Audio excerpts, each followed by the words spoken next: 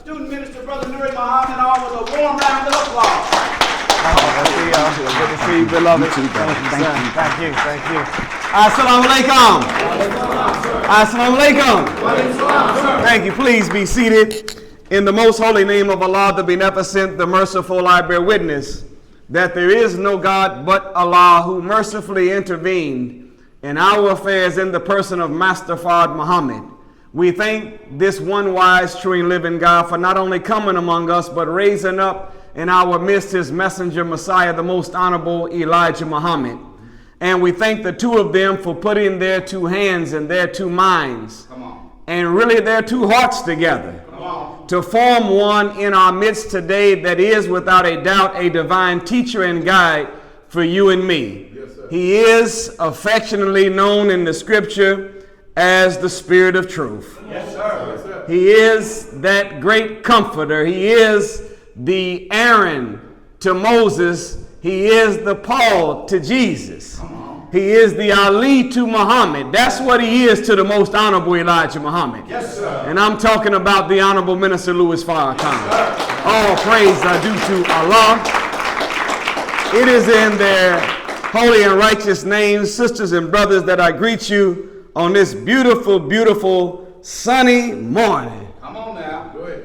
In the greeting words of peace of Assalamu alaikum. Wa alaikum salam, sir. We are happy that you would take time out of your schedule to break away from such a beautiful day where you could absorb the sun, to come and absorb something that even is greater than the sun. And that is the truth itself. We have been taught by the Honorable Minister Louis Farrakhan that that great sun that exists in our universe, it is 93 million miles away from the surface of the planet we live on called Earth. It's 853,000 miles in diameter. It burns at 14,072 degrees. One ray of light can travel from the sun to the earth, a 93 million mile journey in 8 minutes and 20 seconds, because that light is moving at 186,000 miles per second. And that sun that you see out in the universe, that great ball of fire that gives light, it gives life, it gives energy, and it gives power to everything that is natural on the planet. I said to everything that is natural on the planet. Yes, sir. The cows love the sun, yes, sir, because cows are natural to the planet. The gorillas love the sun because gorillas are natural to the planet. The chickens and the birds and the insects and the black man and the brown man and the red man and the yellow man, they all love the sun because they're natural to the planet. Yes, sir. But there's only one thing that operates on this planet that does not seem to get light, life, energy, and power from the sun. And that is the unnatural entity that exists on this planet called Caucasian. Come on, man. It becomes something that they have to have a blocker on for. That's right. Layers of screen on for. Come on, brother. Teach on it. Yo, what? Oh, yeah. And if they don't, they begin to cook. Go ahead. And the next thing you know, they start peeling. Go ahead. Like a reptile. Come on. Go ahead. Well, that's another lecture for another time. But there's a scientific, biological reasoning behind all of that that began 6,600 years ago that you can unpack in the illuminated monumental book called Message to the Black Man by the most honorable Elijah Muhammad. You can learn the origin of why it is the way that it is. But if this sun that is in our universe, the Honorable Minister Louis Farrakhan said that in the sun there are billions of vitamins and nutrients. That's right. Did y'all hear that word? Come on. I said billions. Come on. You know, a million is what? 7 figures. 6 zeros, right? Yes, sir. But a billion would be 9 zeros. Come on. If you was to take any food product, nature or even the man-made one, you can find some protein powders where they have robbed vitamins and nutrients from food and powdered it and packaged it. Come on, right. Or peeled it and sold it to us. Yeah. Yes, sir. Isn't that something? Come on, right. Do you know that whenever they take the nutrients or the vitamins or the protein from the food God made and stick it into a man-made product, they leave God-made food deficient? Problem though, the most honorable Elijah Muhammad in How to Eat to Live book 2 says that whenever they rob the food that God created of the vitamins and the protein, there's the chemicals that they use to process them.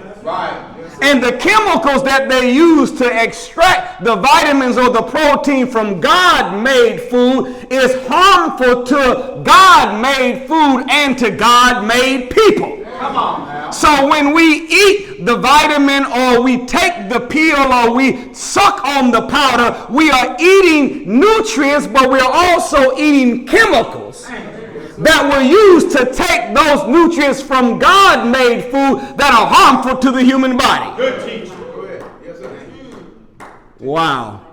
Good teacher. It's better to just get it from the carrot That's right. Yes, sir. than to try to get it from some special concocted drink. It's better just to get it out of some whole wheat bread Go ahead. Yes, sir. than to try to get it out of one of these boxes of Kellogg's. Go ahead now, teach. And then they stack the box of cereal, a big old thing of Fruit Loops. Man, teach, brother. When you get a chance, look on the back and read the ingredients. Yes, sir. Let me tell you something, brothers and sisters. In order to be healthy in a world like today, you can't just count calories. You also have to count chemicals. Because they are putting so many chemicals in the food. Yes, sir. How you go get you a piece of cake from a grocery store now? Man, teach. Graduation cake, Yes, sir. Come on. birthday cake. Yes, sir. That's right. All right, now watch out. Wedding cake. Watch out now. Watch out. Go ahead. If you get that from Mr. Kroger Come on. or Mrs. Meyer Come on. or one of these grocery chains, you're eating it and you notice, you look over at your baby and their whole face is blue. Come on. Man. Teach on. Tongue remain green for 2 days.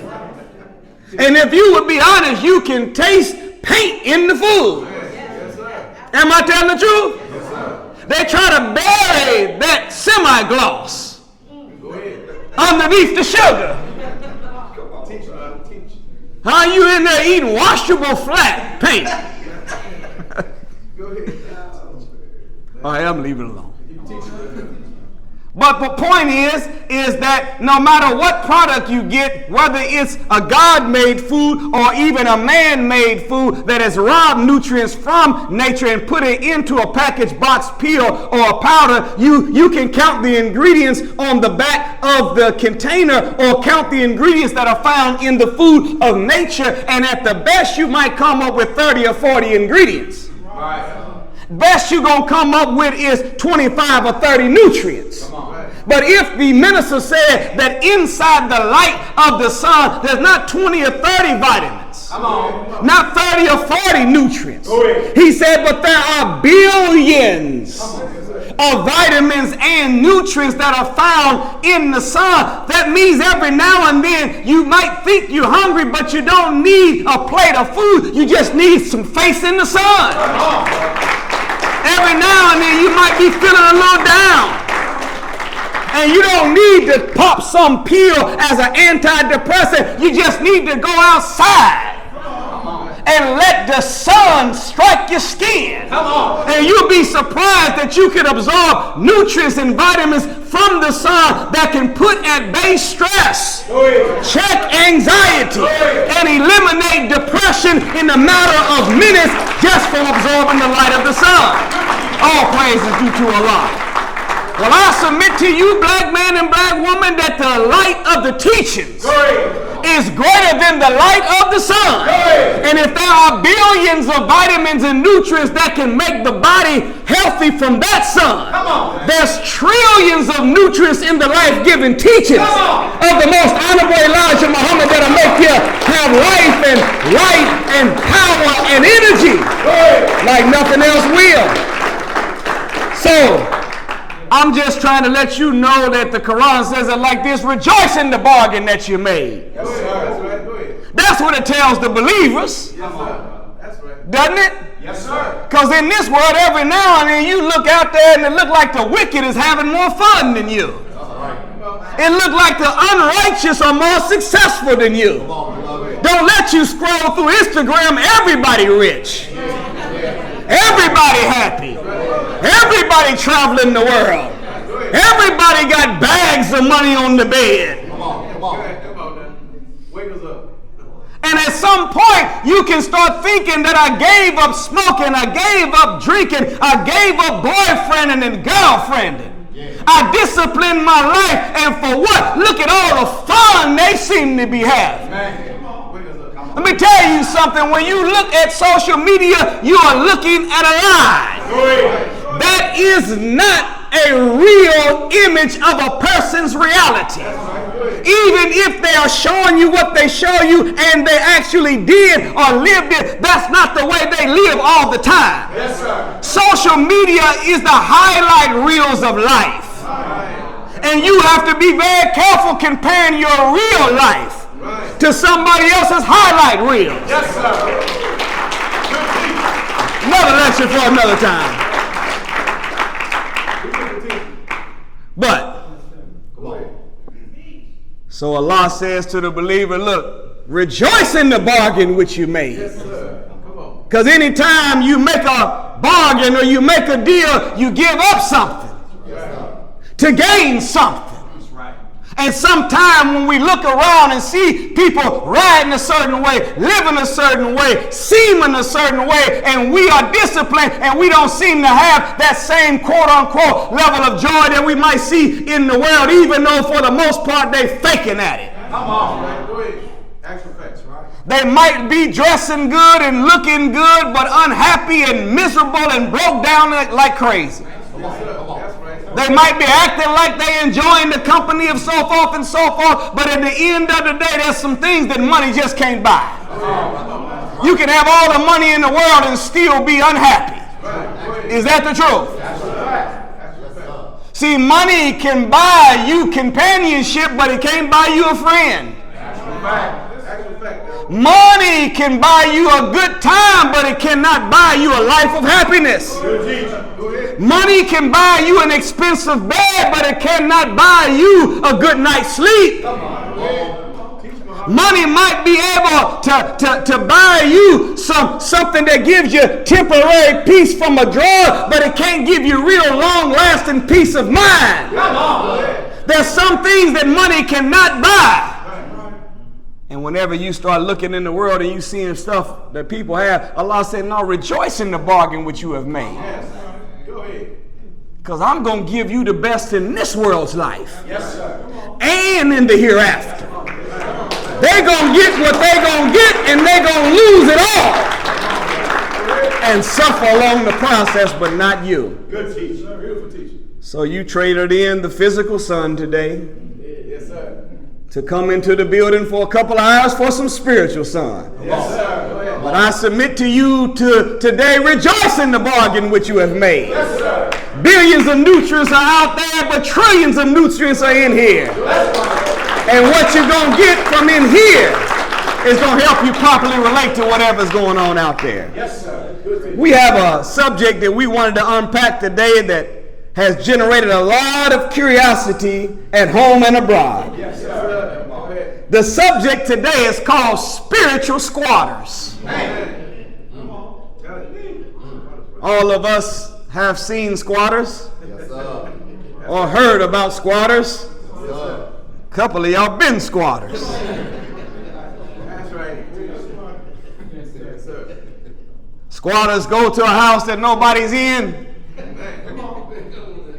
post up like it's theirs, Is that right? Yes, sir. Yes, they do. That's right. No lights on, they just start a fire. Get warm 2 days in it and then burn the whole house down. You know I'm telling the truth. A spiritual squatter is someone who occupies the house of faith but refuses to maintain that house. That's one side of it, but that is only the tip of the iceberg. You ever heard people say when they talk about a thing and another thing, they say this one is only just the tip of the iceberg? Yes, sir. You ever wonder why they use the term tip of an iceberg as an example? It's because an iceberg, when you see the tip, you're only looking at 20%. Right. The other 80% of the iceberg is underneath the water. Good teaching. So 20% of a spiritual squatter is people that are inside of a house of faith. That don't make the work or don't give the money or don't engage in the sacrifice to maintain the facility that they're in. But the other 80% of spiritual squatter represents not persons inside of a building that are undesirable, but principles that are inside of our body that become undesirable. Y'all right with that? Yes, sir. Come on with it. It seems like there's always been a problem that every messenger, every prophet has had with communities being practitioners, not just believers in. Seem like people do good at accepting the truth, but don't do so good at living the truth. So during the time of Moses, he told the people of his time, he said, I don't want you just to fear the Lord. I don't want you just to love the Lord. But I want you to be servants of the Lord, and I want you to live and walk like the Lord. What is he saying? He's saying you all do a good job worshiping God, but not walking like God. Then Jesus comes up and he seems to have the same problem. Because he said, look, be ye not just hearers of the word, but be ye what? Doers of the word. Why? Meaning they like listening. But they didn't want to carry it into practice. It's easy to come inside of a building to be a worshiper. But that uniform, that garment, sister, this is not some worship outfit. These are work clothes that we use to work out our own salvation.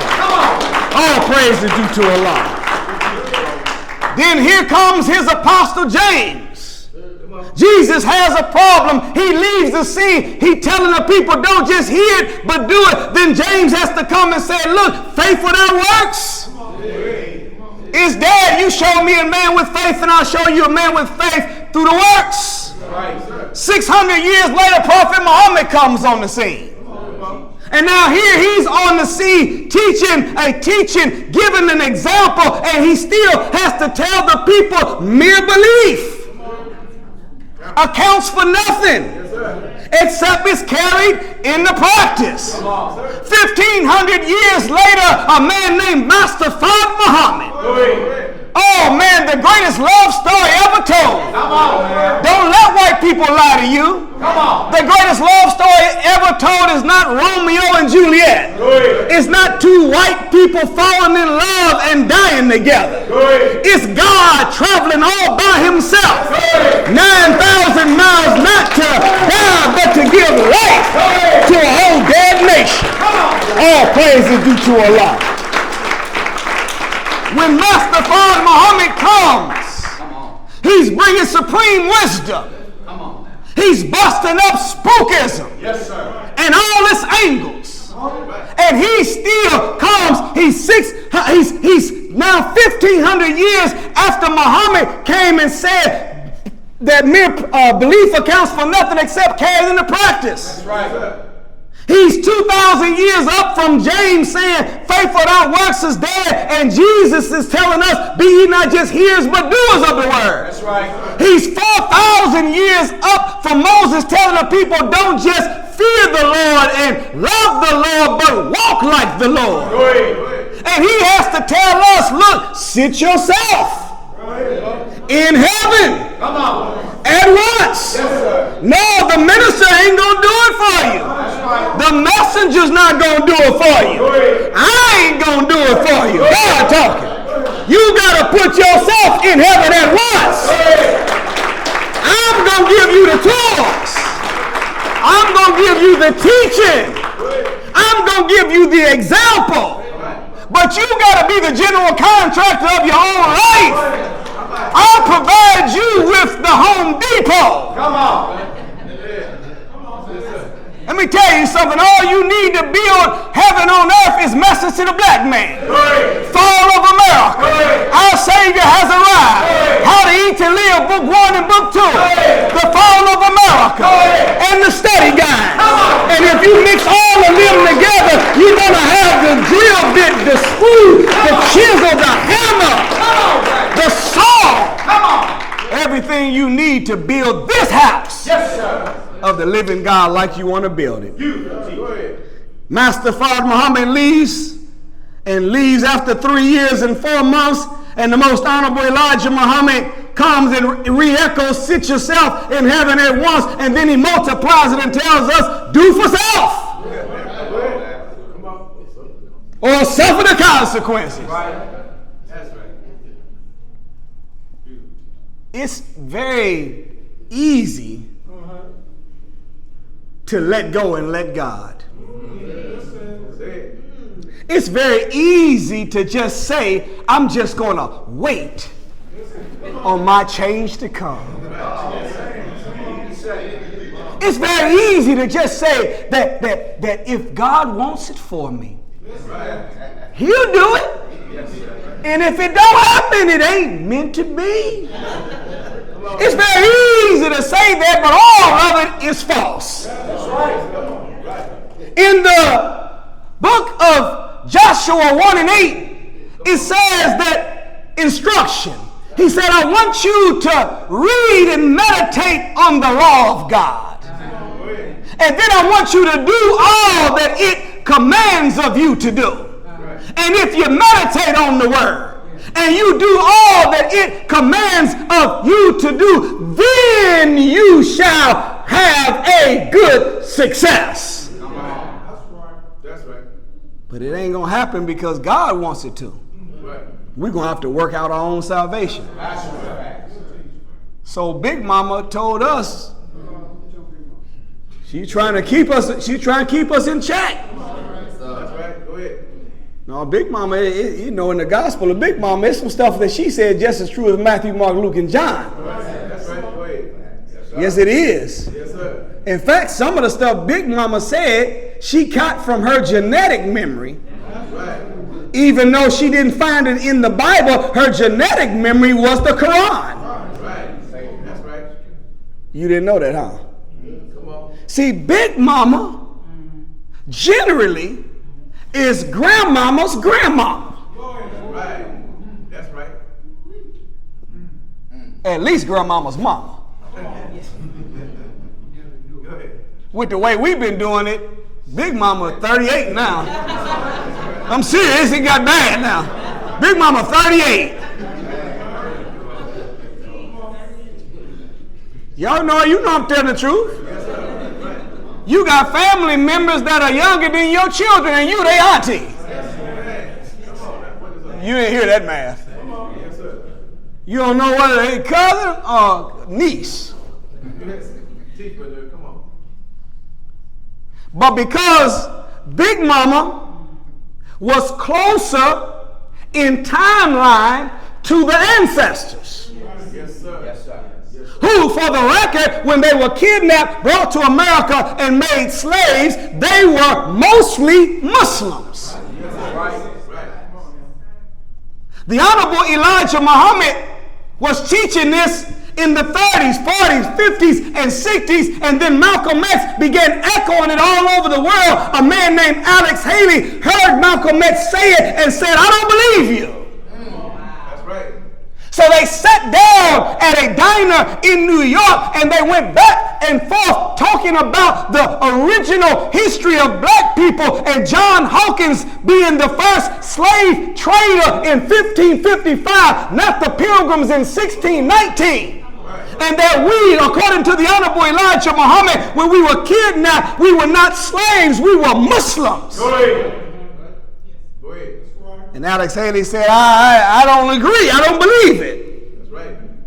So he started doing research. Teach. And he started tracing down his roots. That's right. That's right. Teach. That's right. So now the movie, the book, Roots, is a product of a conversation of a man that is a Christian, Alex Haley, that doesn't want to accept that we were Muslim before we were kidnapped and made slaves. Come on, brother. Right. So Alex Haley begins tracing his roots back, and naturally he went to Africa. Right.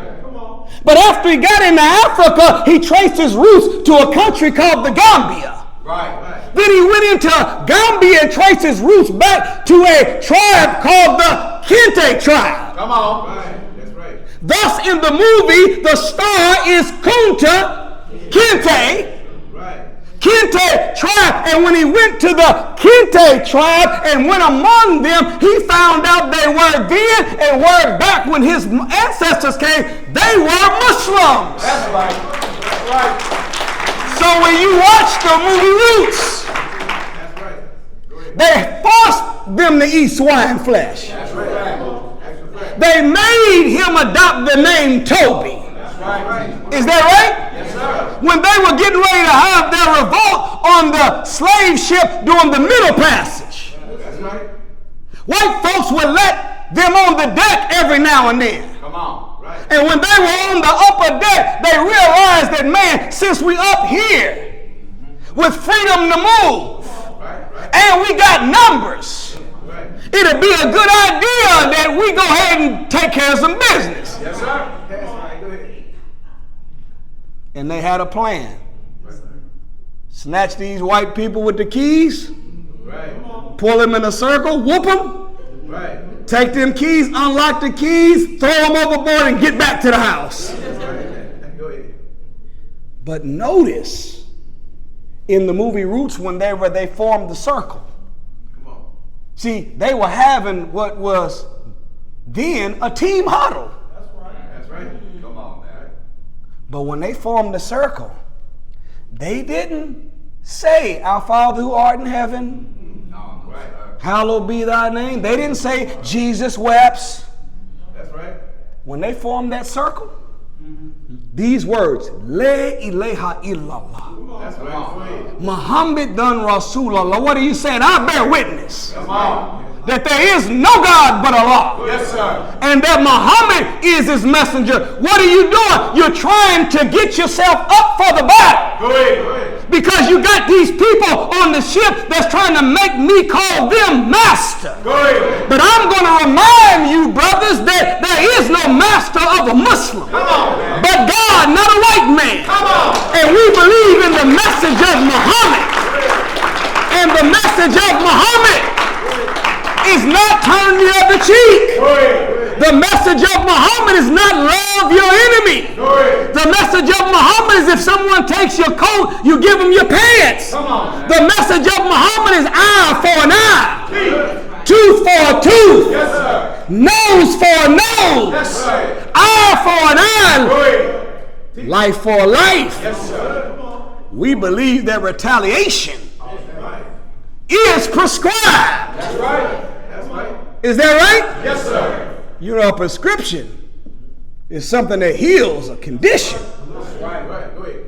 We believe that we're going to be sick if we don't respond Right. Right. properly. That's right. That's right. So they came out of that thing and then look, they said this, Allahu Akbar. Yes, sir. Go ahead. That means God is the greatest. Come on. That's right. And they snatched them white boys, brought them in, got them keys, and started taking care of business. That's right. Lo and behold, one of them came from off the top with a rifle. Right. You remember? Yes, sir. Yes, sir. and then the slave revolt didn't take place. My point is that they were Muslims. Yes, sir. So whenever Big Mama said to us, God helps those, do you know that's not a Bible verse? Come on, go ahead. It's a Quran verse. Yes, sir. Go ahead. How did Big Mama know a Quran verse? She didn't know that it was Surah 13:11. She didn't know it was in the Holy Quran, but she did feel it coming up out of her genetic memory. Go ahead. And from her blood came the word of God. Yes, sir. And she said, God helps those who help themselves. Yes, sir. The exact verse says that God changes not the condition of a people Right. until that people change their own condition. Yes, sir. Actual fact. Right. In the New translation, it gives some length and breadth to it because it tells how we change our own condition. It uses the term that they change their own condition by changing their thoughts and their ways. Come on now.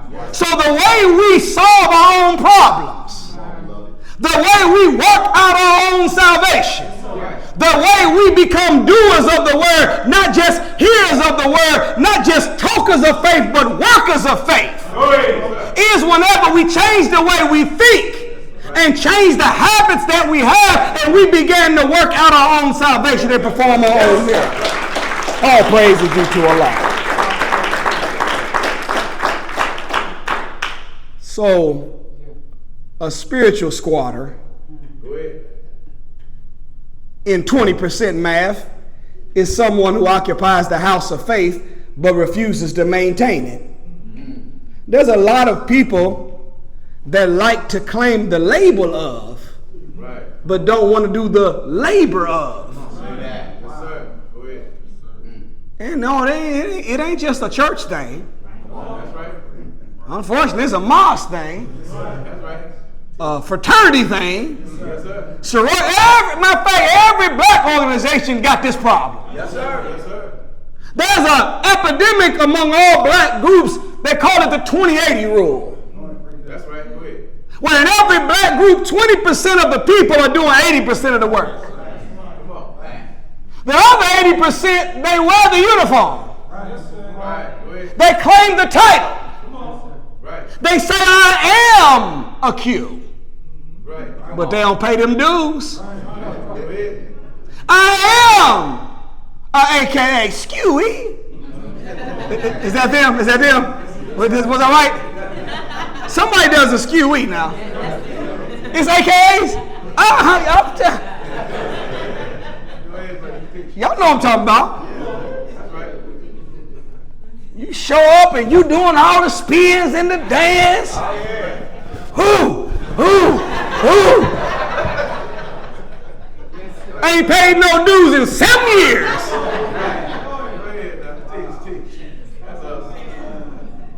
So in the nation, the criterion for being called a mosque is you got to have 40 active believers. Look at the word active. You can't just believe, you got to be active. And how do you prove that you're active? You have to be doing what you say you believe in. Let me tell you something. If you're too busy to pray, if you're too busy to study, if you're too busy to exercise a little bit, if you're too busy to come to a couple of meetings a week, if you're too busy to invite your people to the truth that saved your life, you are way busier than God ever intended for you to be. You got to renegotiate your schedule. You say, but you don't understand. Not only do I gotta pray, I gotta read, I gotta exercise, I gotta save my people, I gotta come to these classes, but I also gotta be a mother and a father, I gotta make some money. Yeah, but what that means you don't have time for, you don't have time for so much TV. You don't have time for so much scrolling. You don't have have so much time for playing around and doing no foolishness. See, when you really get actively involved in the work of God, you don't have time for another woman or another man. You barely got time for the one woman or the one man that you do have when you're working for God. So it cuts out all foolishness. You too busy. And if you get busy doing everything we're supposed to be doing, you're going to be too tired to do what you ain't supposed to do. You look over there and see one of them old habits calling you over there. Come on over here. You know you want to hit this blunt. You look over at the blunt. Hey, man, look. I'm too tired. I've been being a father, entrepreneur. I ain't making that much money in my business yet, so I got another full-time job. And I just took 100 papers. And I've been at all the meetings. And I've been running 3 miles a day. I've been making all my prayers and studying 1 hour a day. I'm too tired for a blunt. I'm going to tell you something. The most honorable Elijah Muhammad in the Theology of Times lecture series, he was talking about how food pulls on you. And he said you have to talk to your stomach. That's right. Let me tell you something. In order for us to be able to handle these spiritual squatters inside of self, we're going to get to them in a second. But you're going to have to go to work and the war with yourself. Yes, sir. And you're going to have to talk to yourself. That's right. I'm talking about you're going to have to militate to yourself. Come on. Somebody said, give me an example. We was out of town, and the brothers was talking about the, for me, I never worked a white man job. Right. I soldiered for a living with the Final Call newspaper and other products, and I made a living from it. I made more money then than I am now, to be honest. But I sold 1,000 papers a issue. No, listen to me. Probably 2,000 packs of incense a week. 200 oils. I was banked up. I was working hard though. But our student captain was telling the brothers, they said, I'm going to tell you something. The thing, what I loved about him is that he never competed with the brothers. He always competed with himself. I wasn't aware he was, but I used to compete with myself. Let me tell you something. You want to check envy and jealousy in your heart? Compete with your past, not your peers. Work hard to outdo your former self instead of your fellow man. And watch you put envy and jealousy in check. We get into that in a little bit later on. But I used to talk to myself out there. I'd have 2 bundles stacked on the corner, all the product in the trunk, before 4 p.m. And I would say, brother, you've been playing around out here. You know it's going to get dark at 7:30. You said that you wasn't leaving till you did this, that, and the other. So it's up to you. Do you want to be out here till 4 o'clock in the morning? Or do you want to leave before it get dark? Come on, brother. No, you got to talk to yourself. Yes, sir. I told the brother, I said, look, and look, if you see me talking to myself, don't mind me. I'm self-employed. I'm having a staff meeting. Huh? I'm self-employed. You see me talking to myself, I'm having a staff meeting. All of y'all, everybody in here, do what y'all supposed to be doing. Yes, sir. You all right? Yes, sir. So, it is true that we do have a problem between having people that are a part of but not doing the work of. Yes, sir. So in Negro organizations, you got 20% of the people doing 80% of the work. Right. And then guess what happens? when you're in leadership, you only can talk to, complain about, correct, critique, jam up the people that are there. Right. Come on, man. Yes, sir. Teach. So now the 20% that's doing everything Right. are the only people that can get fussed at. Right. And then whenever you start fussing at them, now they like, how could dare you say anything to me? I do all of this. Right. Go ahead. Teach. Next thing you know, there goes the neighborhood. Right. Right. Teach. But I say to us this, never think because somebody's not doing what they're supposed to be doing that you should stop doing what you're supposed to be doing. Because you don't want to modify your correct and appropriate response for someone's incorrect and inappropriate response to what they say they believe in. Good teacher. And remember that Allah is the best of judges. That's right. And the Quran says, and he is swiftest at taking account. That's right. Listen to these words. He says, even if it be the atom's weight of good or evil, Yes, sir. and that atom be buried in a rock, and that rock be buried in the center of the earth, there's no deed that goes without its just reward. Good teacher. So even if other people don't do what they're supposed to be doing, you keep doing what you're supposed to be doing. Because Allah is the best of judges. He's swiftest at taking account, and he's guaranteed to give you a reward. Good teacher. Yes, sir. So when somebody don't do their part, they're just missing their blessings. Go ahead now. Teach. Well, to take it deeper, the real problem is not the undesirable type of persons in a building. Yes, sir. It's the undesirable principles that are inside of our body. Yes, sir.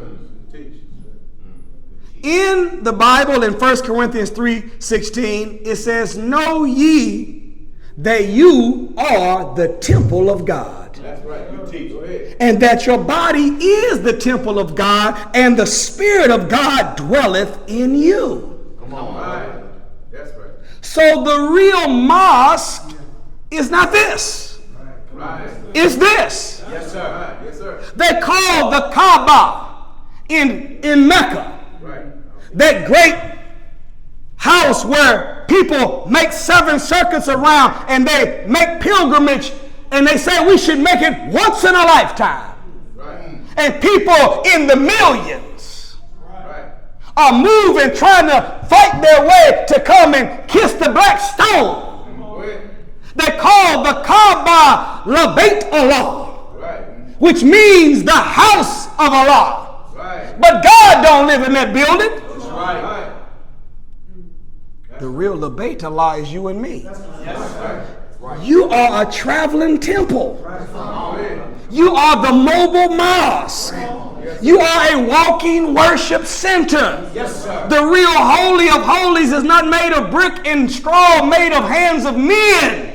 The real Holy of Holies is made of flesh and blood and bones and mind and spirit. Come on. Formed by God himself in the wombs of our mothers. Come on. So, we don't want to talk about the little spiritual squatters that come here and show up once every month Come on. Go ahead. just to get their names on the books. Right. Right.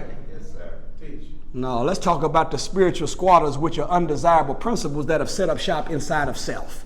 Man, good teacher. You all right? Yes, sir. Do you know that the Kaaba had to be purified of its idols twice? Right. 5,000 years ago, the Kaaba was already there. That's right. The Holy Quran says, and Abraham and his son Ishmael, they rebuilt Right. the Kaaba. Come on. Yes, sir. Meaning it already was there. Right. But they had to rebuild it. Why? Because there were some spiritual squatters in it. Yes, sir. Go ahead. Now, sir. They called them idols. Right. Is that right? Yes, sir. Abraham, as a teenager, snuck in the Kaaba when no one was looking. Come on. Yes, sir. He went in there and kicked over and bust up all the little bitty ones. Right. Saved the big one. Teach. They called it the chief idol. That's right. Teach. And when everybody came back to do their spooky worship, let me tell you something. You can rub on all the stones and wear all the crystals. You can do all the chanting and put all the smell and burn all the sage you want. Ain't nothing changing if this don't change. And this don't change. Smoke in the house is not getting ready to clear up the mind. A crystal on the dresser is not going to help you become a better transmitter of the Spirit of God. You and I have to clean up ourselves mentally and physically in order for us to be the real living house of God. It ain't going to happen outside. You all right? Yes, sir. So Abraham, they came back to do the spooky worship. They was coming to make obeisance to all these little stones, and they made everyone a little god. That's right. That's right. Same way that our Hispanic family does with all these little saints now. That's right. Go ahead. That's right. There's a saint for everything. And then they have just this bracelet with just all kind of bunch of little white women all around it. Well, he might see this, but I know he won't be offended, hopefully. But the brother that I know that's one of the biggest drug dealers that ever existed. Go ahead, teach. And I was talking to him, and I seen all the little white women around this little thing. With the little, and I asked him, I said, brother, what makes you wear that? He said, oh, brother, I just wanted to, I had to keep this on me because I want God to be with me. In everything I do. I said, well, you know, the Lord of the worlds already gave us things we're supposed to do that are lawful and legal. Right. And he's only with those things. Right. Listen to this. The minister, the Honorable Minister Louis Farrakhan, asked the brothers to stop doing security at nightclubs. That's right. That's right. That's right. Did y'all hear this? Yes, sir. Yes, sir. Hell, we don't know how to do security but the way we do it. That's right. And we don't carry weapons. Right. So we're proactive, but if something jumps off, we are willing to die for what we protect. Right. I ain't dying for no Negro smoking no blood. Come on. Or dying for some stripper that's stripping on the pole. I'm not catching no bullet for foolishness. So listen to the words of the minister. He said, I don't want the brothers to be there doing it no matter what the pay is. He said, you should never want to be in a place where God is not present. So if the God is not present in certain environments, that means whatever he does not condone, you can't ask for his blessings in. That's right. Go ahead. Come on, bro. And for the record, all them little white girls around his wrist are dead. Right. Come on. She's the saint for patience. Right. The saint for that stuff is spooky. That's right. That's right. So they went inside Abraham, knocked all the little ones down, left the big one. He came in with the whole crowd of spooky worshipers. All the spooky worshipers came and they were ready to make obeisance and chant and call on each little god. Him and pray to this one for some rain for my crops. Then pray to this one for patience with my children. And then pray to this one to be able to make sure my trade goes well in my meeting next week. Boy, all these little guys, all of them was busted up. And the people said, who did this? Destroyed the gods. And Abraham in the back of the crowd said, why don't you ask the big one? Since he's the chief, surely he knows. And they looked over at Abraham and said, thou fool! That chief idol hears not, sees not, and speaks not. And Abraham said, exactly. The hell y'all doing worshiping the thing if you can't see, hear, or speak? At that point, they call that in modern terms dry snitching. He told on himself, and they realized it was him that destroyed the idols. He purified them. They couldn't kill him. But then Muhammad comes later, and he's got to do the same thing in the same house. Problem. If someone was to go there right now, it needs to be done again. Because the real purification of spiritual squatters is not taking stuff out of a building. It's taking stuff out of our brain and our body to make us into the real house of the living God. See, two things can't occupy the same space at the same time. Either this is going to be the house for the spirit or the house for the squatters. One or the other. Well, what are these squatters? The Honorable Minister Louis Farrakhan teaches us that there are 7 devils. Now, these are real live demons. For the record, demons are not ghosts. Demons are not half invisible goblins that jump up on you. Did y'all hear me? In the Bible, when you unpack it, it shows you that goblins and demons are not some creatures, but they are ideas. Come on. Right. Go ahead. It says in the Bible in 1 Timothy that I, God, did not create you in the spirit of timidity, but I created you in the spirit of power, love, and sound mind, or self-discipline, some translations say. Wait a minute. Do you know that the word create means from the beginning? Make and create are two different concepts. When you make something, you take from a created thing and you make something like it. But when you create, you take from nothing from the beginning to form for the first time. What if God created us in power and in love and in sound mind? None of us are born depressed. None of us are born with something wrong.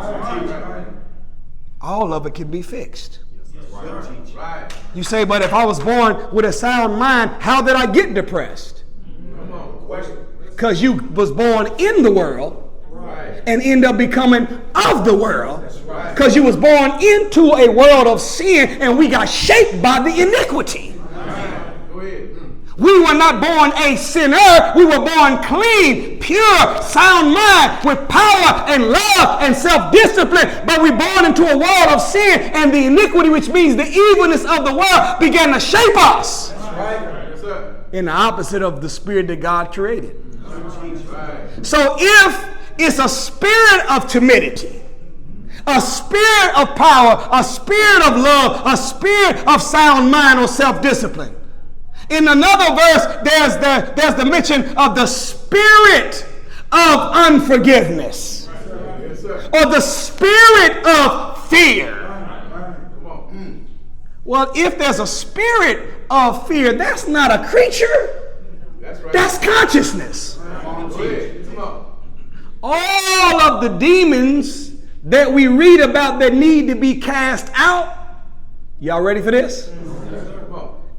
They just bad ideas and bad habits. Just that simple. You say, but I thought Jesus cast out some demons out of the young boy. And the disciples were trying to cast out the demons too, and they weren't able to cast the demons out. It said he cast the demons out. Yeah, but read it right. See, you're reading it in a modified English translation. Do you know the original New Testament was not written in English? Did you know English didn't exist when Jesus was here? Did you hear me? Come on. English was born 600 AD. 600 years after Jesus. So if there's no other name Tell it. by which a man can be saved but the name of Jesus, and the name Jesus didn't even exist. Come on, look. Come on, brother. Teach. Did you hear this? Yes, sir. It didn't exist when Jesus was here. Right. So guess what? If you call him Jesus, he won't even know who you're talking to. Because English didn't exist. His name in Arabic was Esau. Right. You all right? Yes, sir. Just put a pin in that and remember it. Come on. Wait. But they took the original Bible that had 11,280 Hebrew and Arabic words and translated it, and you only used 6,000 English words. Right. So most of the meaning of the scripture has been lost in translation. Right. Yes, sir. So whenever you read about the story of Jesus casting out the demons, and when he came unto the boy and the disciples couldn't do it, he said, these type go not except with prayer and fasting. That's how we read it in English. But when you go back to the original Aramaic that it was written in, it's not Jesus prayed and fasted more than the disciples, so he had more magic power than they did. It's that Jesus taught the little boy how to pray and how to fast, and the young boy went on a regimen of praying and fasting and got rid of negative habits and negative thought processes and became cured of the demons. It wasn't no ghosts or goblins climbing about the little boy flying away somewhere. It was him abandoning false ideas and concepts. So when Paul came, he didn't use the term demons. He talked about imaginations, strongholds. Is that right? Then he said, what? Bring every thought captive unto Christ. He's letting us know that the problem has nothing to do with exterior demons. It has everything to do with demonic thought processes that are wicked and weak and negative. Yes, sir. It ain't coming from out there, it's already inside of us from out there. So the Honorable Minister Louis Farrakhan lays out, for the lack of better word, we're going to call these 7 devils 7 spiritual squatters. Go ahead, brother. Come on. I was noticing that in real estate, squatters don't come until someone has abandoned or neglected a house. Come on. Wake us up. Come on. Tell it. Have you noticed that? Yes, sir. That's right. No, squatters don't move in while you're in there. They wait for you to be gone for a little while. That's right. And they say, oh, they don't seem to care too much about this. Right. They neglected it and it's been abandoned, so let me go ahead and post up. Come on. Right. Teach. That's how it happens to us. Yes, sir. I looked up the word abandon, and of course we know that the traditional definition of abandon means to leave alone completely. Do you know another definition of abandon means to give up? So whenever we give up, Teach now. I'm too old now. Wake us up. And how old are you? Come on. Mr. Too Old? Come on. I ain't no spring chicken no more. I can't do the stuff like I used to do. Wake us up now. How old are you? I'm 38. Man. Teach. Scripture says that they will be 100 years of age and be like babes. The most honorable Elijah Muhammad said it takes 75 years just to learn how to live. White folks call 40 over the hill. Yes, sir. Man. We were with the minister one day, and my wife will tell you what happened. She was sitting there thinking that, man, I'm getting a little older now. And her birthday is tomorrow. Inshallah. I'm so thankful to Allah to have her. I told her yesterday, we had a beautiful wedding here yesterday. Brother Kadir and Sister Naj. Oh, Sister Naj is here. Is Brother Kadir here too? Oh, there he is. Messed me all up. I found out it was on live too. But to see him be in love with her and her in love with him. And this is young people. I'm so sick of every time you see young black people, it's us at a mall doing mass shootings of fighting and killing each other. It felt good to see young black people that chose God and chose love. All praise be to Allah.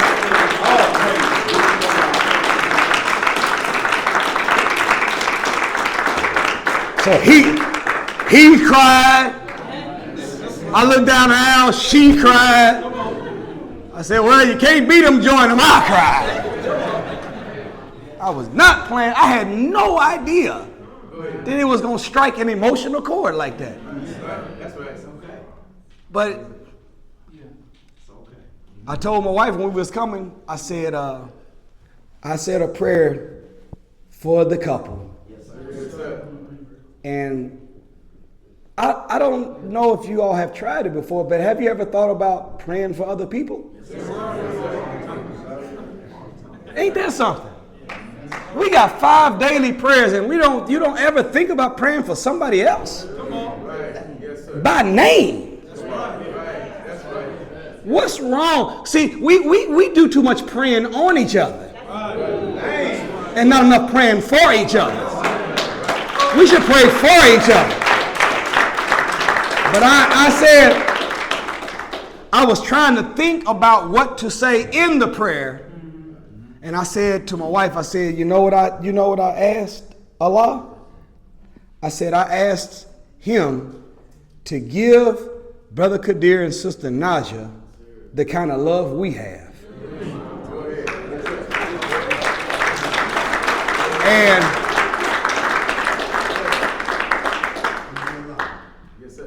it's a love that is for each other, but it's more for the God and the mission first, and then each other second. But my wife, when we were with the minister, she said, I was thinking that I've gotten a little up in age now. Not young as I was. I'm 40 years old. And she just thought it and then kept moving. And the minister, during the dinner, said out loud, some people think that 40 is getting up in age.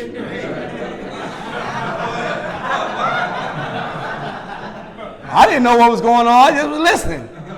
And she told me what happened later. He said, and then they got the nerve to call 40 over the hill. He said, that's a pretty small hill.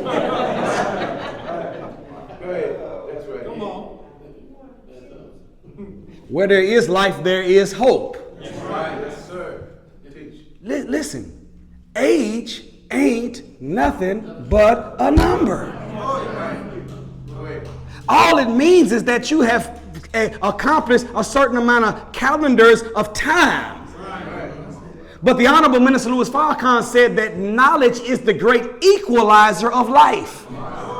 So even if your physical anatomy doesn't have the recovery time that it used to have when you were a teenager, your increase in knowledge should be able to equalize your physical youthfulness, and you can get out of this body the same thing you always got out of this body if you really want to. I see that y'all won't clap for that. That's all right. Only about 9 of y'all want to be young. I was on a radio interview, and the brother, we were off the air, and he said, man, I just got to say this, man. Ain't nothing funny about me or nothing, but, man, your teeth look good, boy. I was like, yes, sir. Thank you, my bro. I said, I ain't nothing special. I got braces when I was in my 30s. He said, no, I was saying that your teeth look good. You said you got braces when you was in your 30s. I said, yes, sir. I got braces when I was in my 30s. He said, in your 30s, what are you talking? How old are you right now? I said, at that time, I said, I'm almost 50. He said, what? I thought you was just getting to your 30s. I said, let me see how much money I got. But look, he said, brother, you serious? I said, yes, sir. He said, what is your goal? I said, my goal is to die young at an old age. Did y'all hear that? See, don't you want to be able to leave the planet knowing that you had vitality all the way up to the time that you said, I'm out? It's possible. The most honorable Elijah Muhammad said there is no set time for the righteous to die. No set time. You say, but I read in the Holy Quran that it says that you cannot stay one day past and the term is fixed. The minister said, yeah, you fix it. By the way you think and by the way you eat, you fix it.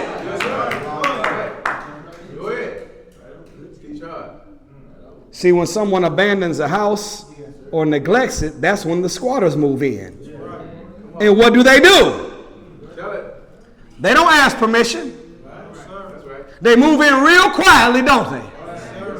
And when they come in, they don't fix the house, they destroy the house. They break windows, tear up walls, and leave filth everywhere. That's how squatters do.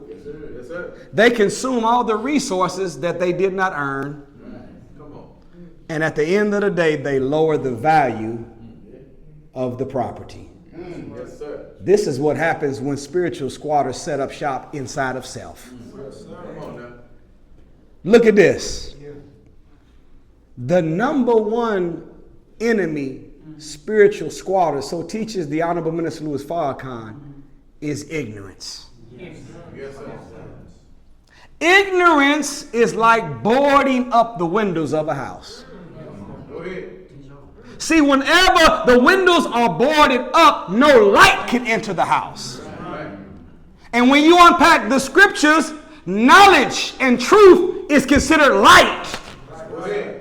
Is that right? Yes, sir. Jesus said that he was the light of the world. Not because of bright complexion, because knowledge that he possessed. Is that right? In Proverbs 6:23, it says, for the commandment is a lamp and the teaching is a light. In 2 Corinthians, it says, for God shines in our hearts the light of knowledge. The Holy Quran says in Surah 57:28, he promises those who believe in him that he will give them a light by which you will walk. Now, maybe I'm wrong, but how many of you, after you recited and got your X and confessed belief, how many of you were gifted a flashlight? Anybody? A searchlight? A pen light? Nobody gives us a light physically, but confessed beliefs gives us a light spiritually. So ignorance is like shutting off the lights inside of life. Do you know if you are inside of a house and there's no lights, it's very hard to get yourself together. Yes, sir. Likewise, if you're trying to get yourself together without no knowledge, it's very hard to do it. Do you know when you're inside of a house and there's no lights, you can move, but you got to move very slow. Is that right? And no matter how slow you move, you still going to stumble. You still going to run into stuff you wouldn't have ran into if the lights was on. No way in the world if you had the lights on, you'd have ran face first into a whole wall. But when it's dark, boom. So it is in life. The lack of knowledge is why my people are what? Destroyed. The more knowledge we have, the more lights are on. The more lights, the more we can see. You can't fix what you can't see. We can't repair what we can't see. We can't build if we can't see. We can't move with speed if we can't see. So the first and most destructive of the spiritual squatters we have to make sure does not set up in this house. We got to make sure that ignorance does not live inside of self. We have to always be acquirers of knowledge.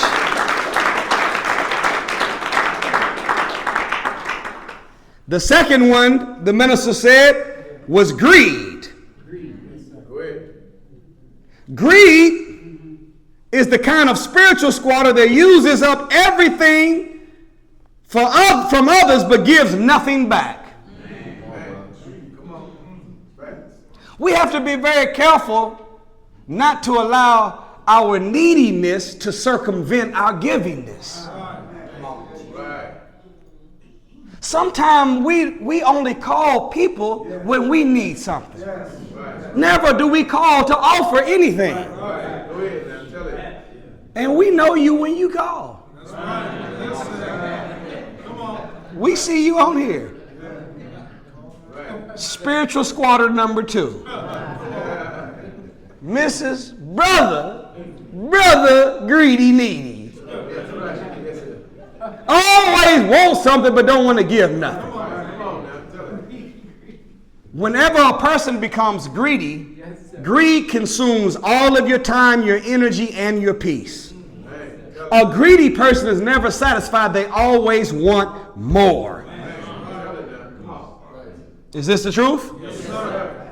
So we have to make sure that we keep in the principle of our mind, it is better to give than to receive, because if not, we'll find ourselves being greedy, and then we might even graduate into the third spiritual squatter. The minister called it avarice. That's greed on another level. That's greed that becomes a hoarder. They got TV shows on hoarding now. Hard to watch, ain't they? Hard to. I tried to watch. I said, I ain't gonna keep watching this. These people's nasty. Sitting on junk. Chair on junk. Walking on junk. There's rats everywhere. Food everywhere.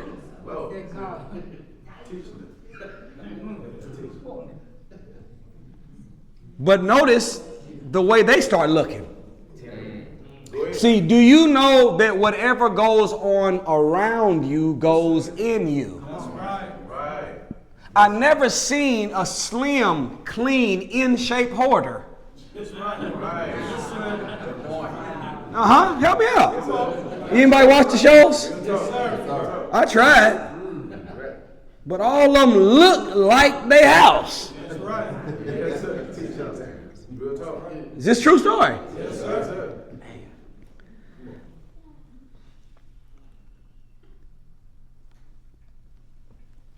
Hoarding produces disorganization. Yes, sir. And the scripture says that God is not the author of confusion, but he's the author of peace. This means that God does not dwell in disorder. So how could we want God to be in us if we got disorder when cleanliness is not next to godliness, but cleanliness is godliness?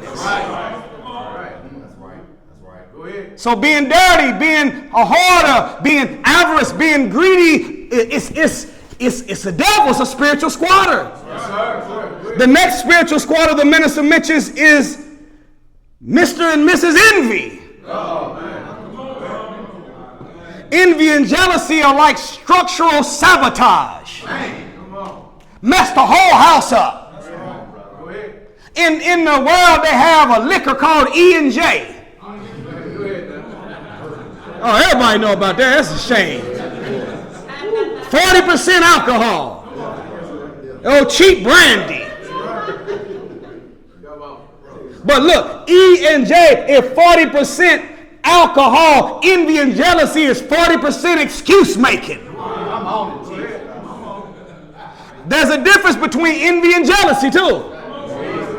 Listen to what the most honorable Elijah Muhammad said about envy. He said, out of all of the diseases that exist on the planet, envy is the most irredeemable of the diseases.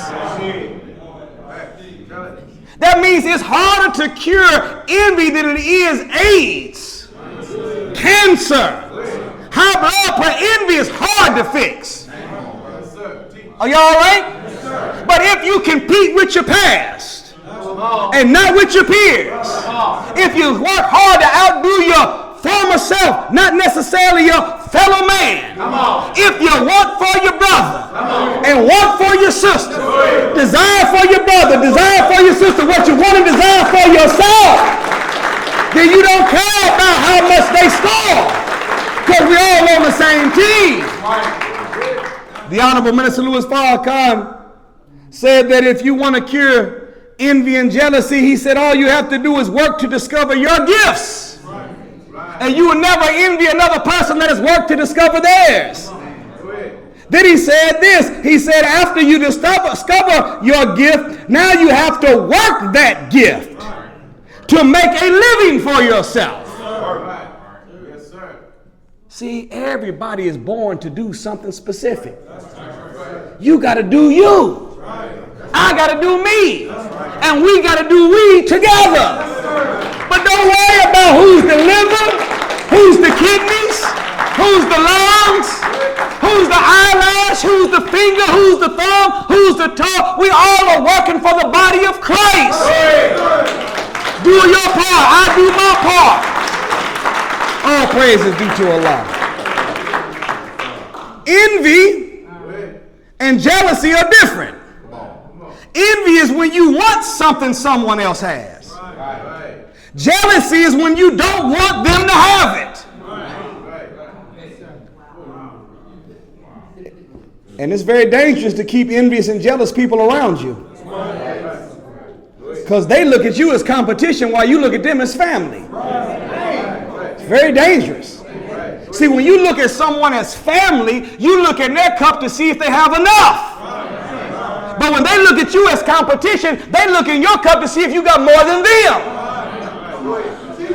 Two different actions come. See, if I'm looking in your cup out of family love to see if you have enough, my mind starts working on how to make sure you get more. But if you look at my cup and you thinking, does he have more than me? Your mind starts working on how do I take what he has. So the messenger, the Honorable Elijah Muhammad, said envy leads to hatred. And hatred leads to murder. So you got to be very careful when you deal with people that are envious and jealous. I'm telling you, as soon as you show up, I'm out. Peace. See you later. I ain't gonna fight. I ain't gonna cuss you out. I'm not gonna say nothing about you. But I'm not gonna be around you like that no more. I'm not getting ready to put myself in harm's way when I know you are a sabotager of structure. Now you're going to always have haters in life. And you know, haters is an acronym. It stands for, look at this. It stands whenever, for I have it in my notes that I made up this phrase. It's when you have anger toward everyone reaching success. Haters. You get mad when other people, you know why you get mad? Because they messing up the BS story you told yourself of why you ain't successful. We don't want to see it. See, I just said there's no way that I'll ever be able to get in shape because I'm 40. And here this dude is 65 ripped. I just said because I was a Muslim, I ain't never going to have nothing. Here this Muslim is got something. Whenever a person becomes a victim of envy, the secret is seek refuge in Allah from the evil of the envier when he what? Don't fight him. See, you got to be like the eagle, because the envious person is like the crows. Do you know crows are pests of eagles? Come on now. Crows always, they when they see an eagle flying, they all come around them in numbers, constantly pecking at them. Right. But crows, they have greater agility than eagles because of their size. Right. So the eagles, you'll never see the eagle turn around, try to fight, use his wings, knock them off. Guess what the eagle does? She said it. He just keeps flying up. Because a crow only can go 1,000 feet. But an eagle can fly 10,000 feet. So instead of turning around, arguing with, wrestling with, negotiating, and then some of us, we so weak that as soon as somebody starts showing some envy, we just say, forget it, I'm just going to land. I ain't flying no more because every time I fly, somebody got something to say. The hell with what people got to say. You are cheating God for him to bless you with a gift, a skill, a talent, or a resource, and you not do nothing with it but hide it. Let your light so shine before men that they might see your good works. Sitting there trying to satisfy some naysayer? That's right. Go ahead. No, you fly higher. And whenever the eagle just starts flying. Crows, they still keep making noise, but they can't handle the lack of oxygen up at that height. Them little niggas. I mean them little crows. Just keep flying. And guess what happens? They try to go up there. But once they hit that 1,000 feet, it just automatically zero. That's how you have to be to deal with envy. But more importantly, make sure it does not become a spiritual squatter in our own house. All right, can I get 3 more minutes? We only have a few more. Number 5 is pride. Pride is like fake decoration in the house. Right. What? That's right. Have you ever seen a house and instead of the people coming to fix it right, they just come and just start putting a whole bunch of paint? They just put more layers of paint on the cracks. Huh? Patch it with a little joint compound. They don't fix it. Just make it look good. And they come in and say, yeah, we can make this work. Most of this is cosmetic.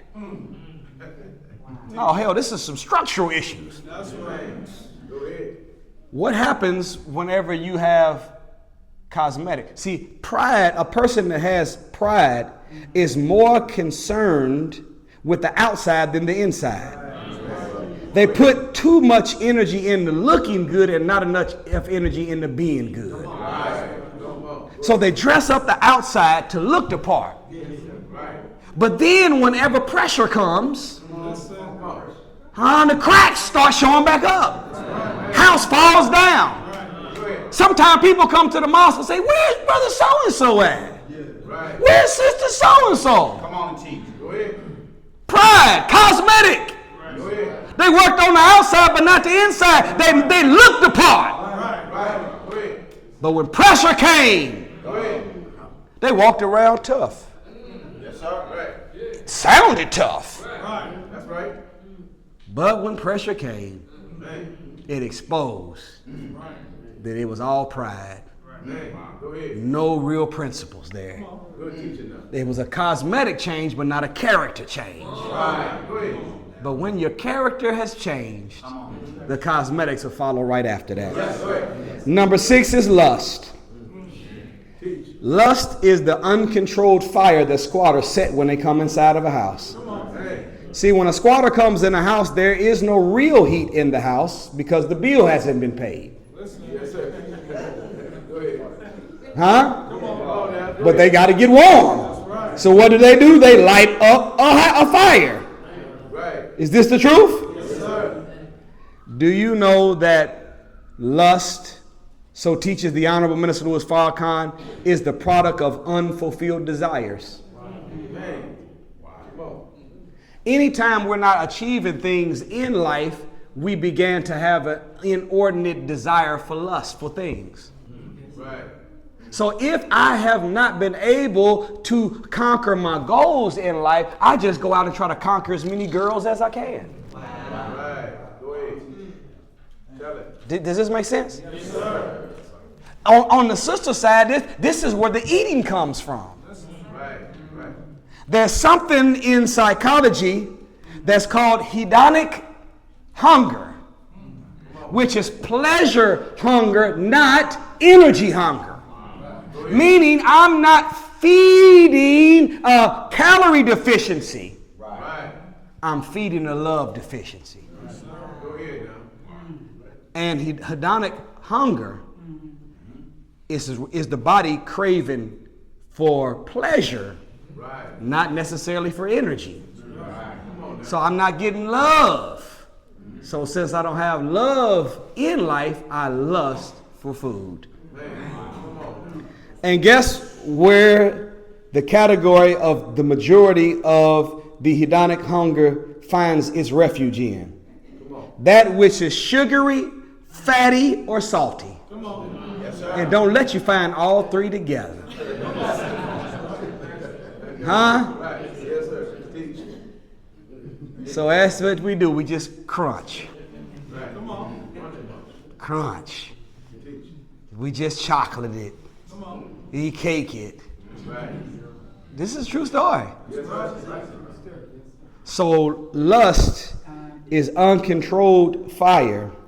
Many houses have been burned to the ground just from this one squatter alone. Man. Come on. Let's make sure ours is not one of them. Yes, sir. Last two, or last one, selfishness. Selfishness is like locking the doors in a house on both sides. Nothing can get in and nothing can get out. When something or someone becomes selfish, then there's no charity that flows, no love flows, no compassion flows. The house, whenever every door is locked, ends up becoming cold, dark, and a lonely environment.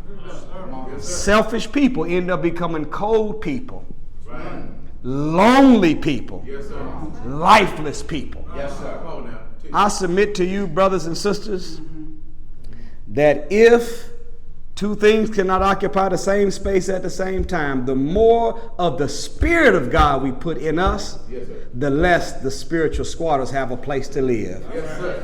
And whenever Allah God is fully in the house, peace will be in the house, Yes, sir. order will be in the house, Yes, sir. and power will be in this house. Yes, sir. Thank you for listening. I greet you in peace. Assalamu alaikum. All praise are due to Allah.